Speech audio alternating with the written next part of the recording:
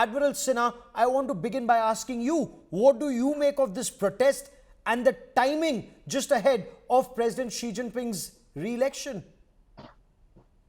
Thank you, Gaurav, for getting me on your program, and namaskar to all our viewers. Uh, the point is that, of course, there is a resentment.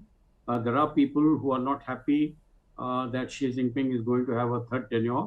He has had a very massive crackdown on corruption. He has purged very large number of people. So therefore, he also has opposition, resistance, or so-called enemies. But as far as threat to Xi Jinping is concerned, my own reading is that he's very firmly in the chair and he will get elected, or he will get nominated, or whatever it's called, for the third term. And, the positives which have happened under his sort of watch are far too many for the average citizen of China to ignore it. For example, the GDP growth, Okay. more than 600 billion people lifted out of poverty, the industrial sort of mobilization, its stature in the world. Good reason or bad reason, but look at the stature. Americans are sort of, having a really tough time to contain China. Okay. Russians have tied up with them, and they're obviously the stature, the international stature of China has gone up. Dan Perry, is that also your assessment? What signal does this protest send out? What does it intend to send out?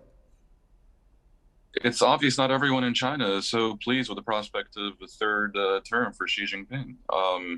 It's impossible to say how far it will go and how widely it will spread. A lot of it clearly has to do with the zero COVID policy, which is causing some economic distress. But also, I have to think that the repression in China is so great that the true level of discord probably goes well beyond what we see in the protests.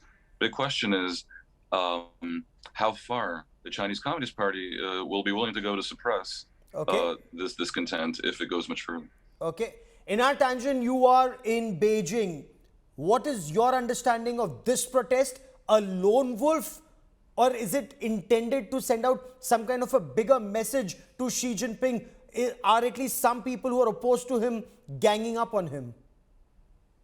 Well, I don't think Xi Jinping is in any danger at this point. I mean, the collective government is absolutely certain about one thing. There can be different feelings about Xi Jinping in this third term, but there is really a very strong feeling that continuity is absolutely important. I mean, the kind of talk points that my colleague has just put out, that, oh, you don't know what's happening, it's a repressive government, that type of thing.